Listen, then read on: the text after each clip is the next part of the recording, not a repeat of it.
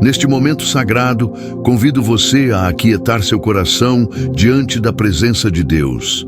Respire fundo e permita que o Espírito Santo toque sua alma.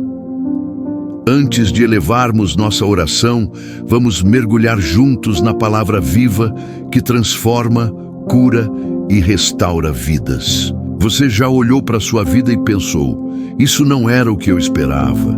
Talvez você esteja passando por um vale profundo, enfrentando decepções ou sentindo que seus sonhos foram despedaçados.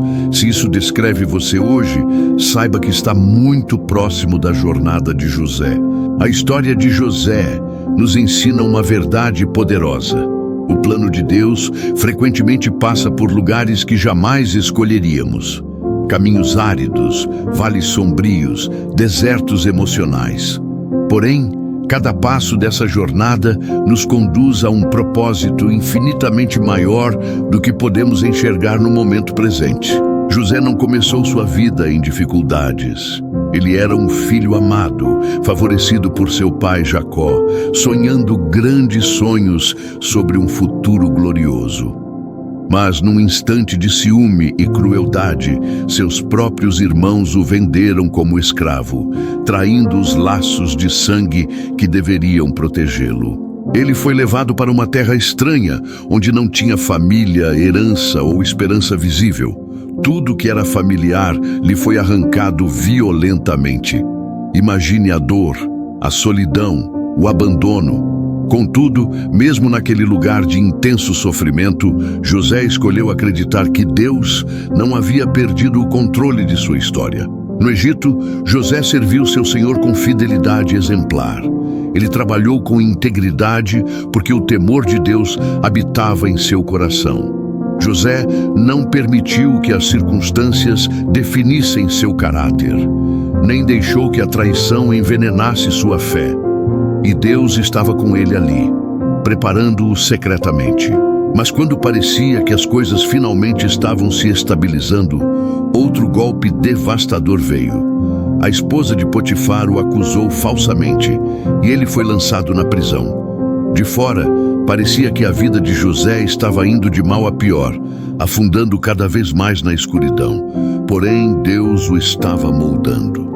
Quantas vezes você também se sentiu empurrado para fora da sua zona de conforto, vivendo uma estação onde não há ninguém para apoiá-lo, nenhum rosto familiar para confortá-lo, nenhum caminho claro à sua frente? Nesses momentos difíceis, você pode questionar: será que Deus ainda está trabalhando nisso? A vida de José nos dá uma resposta cristalina. Sim, Deus continua operando, mesmo quando tudo parece desmoronar. Aquela dificuldade, aquela demora, aquela decepção podem ser parte do processo divino que molda seu caráter e te posiciona para o que está por vir. Você ainda não vê o quadro completo, mas Deus vê. Em Isaías 55, 8, 9 está escrito: porque os meus pensamentos não são os vossos pensamentos, nem os vossos caminhos os meus caminhos, diz o Senhor. Assim como os céus são mais altos do que a terra, assim são os meus caminhos mais altos e meus pensamentos mais altos que os vossos. Que verdade profunda! O caminho de José até o palácio passou pela cova, pela escravidão e pela prisão. Nenhum desses lugares parecia promoção, mas cada um era parte essencial de sua preparação. Seus passos foram ordenados até os mais dolorosos. No final, ele pôde declarar: vocês planejaram o mal, mas Deus o tornou em bem. Da mesma forma, seus passos não são aleatórios. O Salmo 37, 23 nos assegura: os passos do homem bom são confirmados pelo Senhor, e ele se deleita no seu caminho. Isso significa que Deus está presente, guiando, corrigindo, fortalecendo e usando até as coisas que machucam para realizar algo grandioso em você. 1 Pedro 4, 12, 13 nos diz: amados, não se surpreendam com o fogo que surge entre vocês para os provar, como se algo estranho estivesse acontecendo. Mas alegrem-se à medida que participam dos sofrimentos de Cristo, para que também, quando a sua glória for revelada, vocês exultem com grande alegria. Portanto, quando enfrentar provações, não as veja como prova de que Deus o abandonou. Não meça o amor dele pelo conforto que sua vida oferece. As provações não cancelam o amor de Deus. Elas se tornam o cenário onde sua fidelidade inabalável é revelada com poder. Proteja seu coração contra a mentira de que Deus não te ama.